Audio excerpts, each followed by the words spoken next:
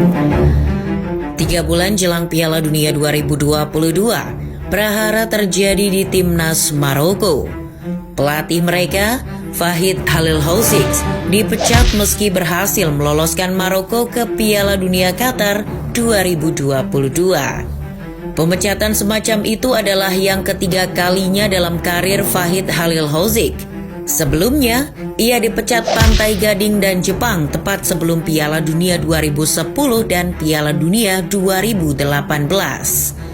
Alasan pemecatannya juga sama, konflik dengan Presiden Federasi, serta membuat kontroversi dengan menyingkirkan pemain bintang. Dalam kasus Maroko, Halilhodzic membuat Ziyech pensiun dini. Pasca pemecatan tersebut, Federasi Sepak Bola Kerajaan Maroko menunjuk Walid Regragui sebagai pelatih anyar The Atlas Lions dengan kontrak berdurasi 3 tahun. Sebuah nama yang tidak populer di kalangan internasional. Tetapi, Regragui adalah pelatih lokal terbaik yang saat ini dimiliki Maroko. 3 bulan sebelum ditunjuk sebagai pelatih timnas Maroko, Walid Regragui baru saja mengantar Wydad SC menjuarai Liga Champions Afrika ketiga mereka dalam sejarah. Regragui juga merupakan pelatih Maroko kedua yang berhasil menjuarai Liga Champions Afrika. Kedatangan pelatih berusia 47 tahun itu juga disambut positif oleh para pendukung The Atlas Lions. Pasalnya, Walid Regragui menyampaikan bahwa dirinya sangat terbuka untuk kembali memanggil beberapa bintang timnas Maroko yang sempat terbuang. Janji tersebut dibayar lunas. Meski tak banyak merombak susunan pemain, tetapi kehadiran Regragui sebagai pelatih The Atlas Lions berhasil memulangkan Hakim Ziyech dan Noussair Mazraoui. Sebelumnya, 2 pemain bintang tersebut terlibat tindakan indisipliner dengan mantan pelatih Fahid Halilhodzic. Selain Ziyech dan Mazraoui, Regragui juga memanggil kembali striker senior Abderrazak Hamdallah. Sebelumnya pada November 2019, Hamdallah pernah menyatakan pensiun dari tim nasional setelah tak lagi dipanggil oleh Fahid Halilhodzic. Hamdallah yang punya catatan 6 gol bersama Maroko adalah salah satu striker tersubur dalam sejarah Liga Pro Saudi. Pemanggilan kembali para pemain bintang itulah yang memberi Maroko harapan untuk dapat bersaing dengan Belgia, Kroasia, dan Kanada di grup F Piala Dunia 2022. Benar saja, yang terjadi kemudian, kehadiran Walid Regragui sebagai nahkoda baru menjadi berkah bagi The Atlas Lions. Di laga pertama, Maroko berhasil menahan finalis Piala Dunia 2018 Kroasia dengan skor 0-0. Kemenangan spektakuler kemudian mereka raih di pertandingan kedua saat berhadapan dengan generasi emas Belgia. Berawal dari tendangan bebas Abdelhamid Sabiri dari sudut sempit, Maroko berhasil unggul 1-0 lewat kapten Romain Saiz di menit ke-73. Maroko berhasil menggandakan keunggulan mereka di menit kedua babak injury time lewat sepakan Zakaria Abouhlal yang berhasil menyelesaikan assist dari Hakim Ziyech. Skor 2-0 jadi penutup laga sekaligus membuat The Atlas Lions memetik 3 poin pertamanya. Sebuah kemenangan dramatis yang membuat Stadion Al Thumama di Doha bergemuruh, sekaligus membuat kerusuhan pecah di kota Brussels akibat para pendukung Belgia yang tak terima kalah. Hanya butuh 1 poin untuk memastikan tempat di fase gugur.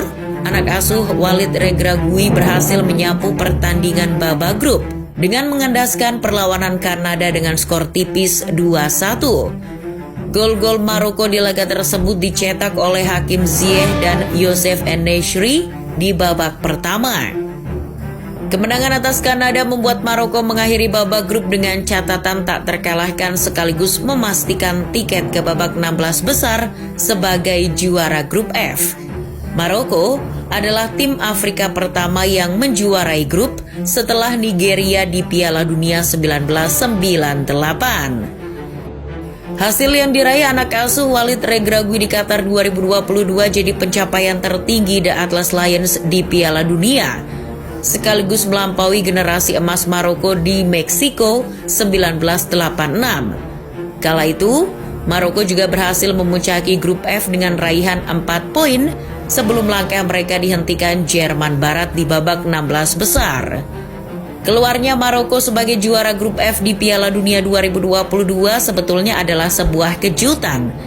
Berdasarkan perhitungan Opta, peluang Maroko untuk keluar sebagai juara grup hanya sebesar 9,8% saja. Sementara peluang mereka untuk lolos ke babak 16 besar hanya sebesar 29,3%. Opta lebih memprediksi Belgia dan Kroasia sebagai juara dan runner-up grup F. Maka dari itu, tak berlebihan jika menyebut Walid Regragui sebagai berkah sekaligus pahlawan Maroko di Piala Dunia 2022. Regragui berhasil memperbaiki celah yang ditinggalkan Fahid Halilhodzic dan membuat The Atlas Lions bermain lebih efektif. Yang terpenting lagi, Regragui berhasil menyatukan tim dan membawa stabilitas ke ruang ganti pemain, sehingga tercipta keseimbangan dan keharmonisan tim yang tak terlihat di era Halilhodzic.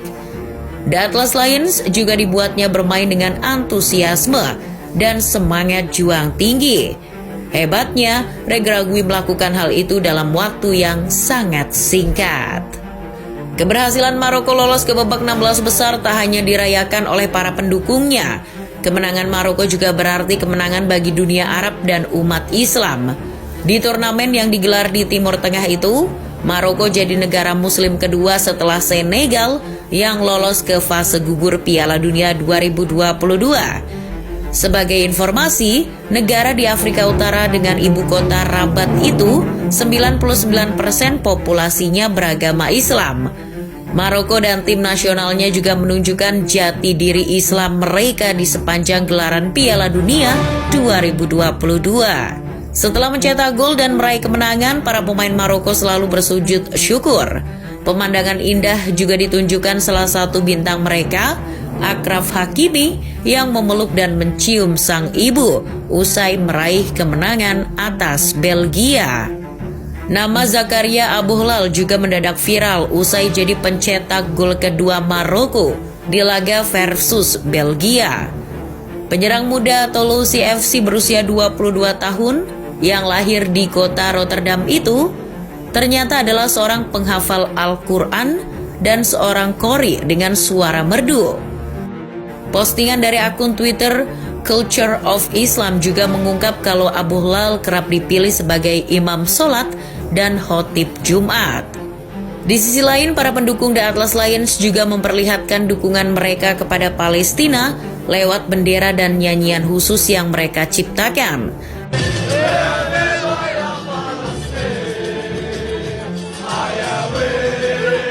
Solidaritas kepada Palestina juga ditunjukkan para penggawa timnas Maroko yang membawa bendera Palestina saat merayakan kelolosan mereka ke babak 16 besar Piala Dunia 2022.